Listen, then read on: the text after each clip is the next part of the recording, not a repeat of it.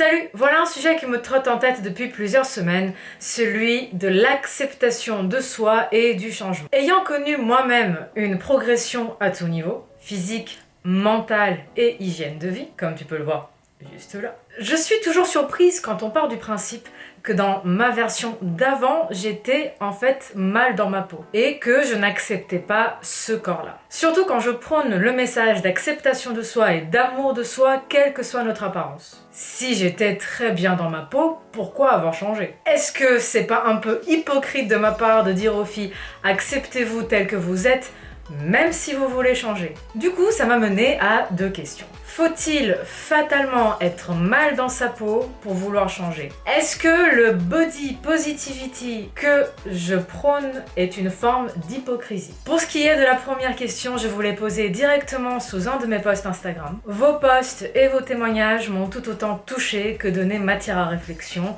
Merci ma team guerrière. Donc, faut-il être mal dans sa peau pour vouloir changer? Vous avez 4 heures. Deux camps se sont très nettement dessinés. D'un côté, nous avons, oui, il y a forcément quelque part un mal-être pour avoir ce déclic et vraiment vouloir changer, sinon à quoi bon?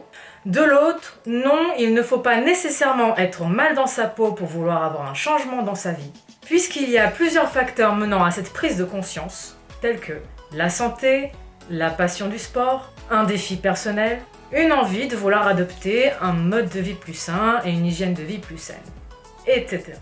Pour ce qui est de mon avis personnel, je pense que oui, un mal-être, qu'il soit profond ou non, peut en effet mener à un déclic. Mais ce n'est pas pour autant que c'est le seul facteur de changement. Je dirais même que si ce mal-être est le principal élément déclencheur d'une envie de changement, il faut d'abord s'attaquer en priorité à ce mal-être qui au final est mental avant de vouloir changer sur le plan physique pour justement avoir une progression durable. Et c'est là que rentre en jeu mon fameux body positivity. Pourquoi est-ce que je te pousse, toi, à t'accepter tel que tu es, même si tu veux changer? Après 8 saisons à vos côtés sur le champ de bataille, je ne compte plus les guerrières qui ont eu de très belles progressions avec le P4S notamment, et qui sont pourtant incapables de se rendre compte de leur progression, justement parce qu'elles n'ont pas cette bienveillance, ce recul et cette acceptation de soi qui est nécessaire pour progresser. Et ça n'a fait que confirmer quelque chose que je sais depuis bien longtemps. Sur le plan mental, l'acceptation et la bienveillance sont vraiment les batailles les plus difficiles. Et sans elles, au mieux on fait du surplace, au pire, on sabote complètement sa progression. Si on est mal dans sa peau, sans le sport et sans une hygiène de vie plus saine, on ne sera pas mieux dans sa peau avec. C'est aussi simple que ça. Donc, faut-il s'accepter à tout prix pour avancer? Et la réponse est oui, 1000 fois oui.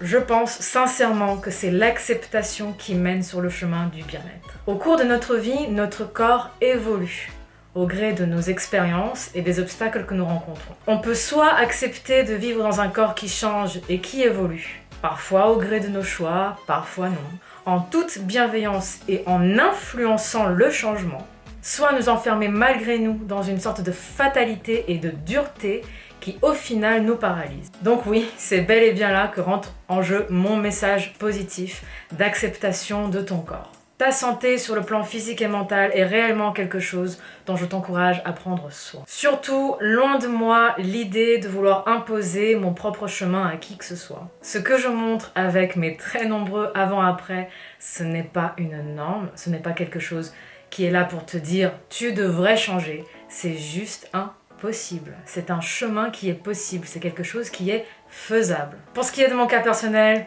je tape la pose en bikini depuis toute petite.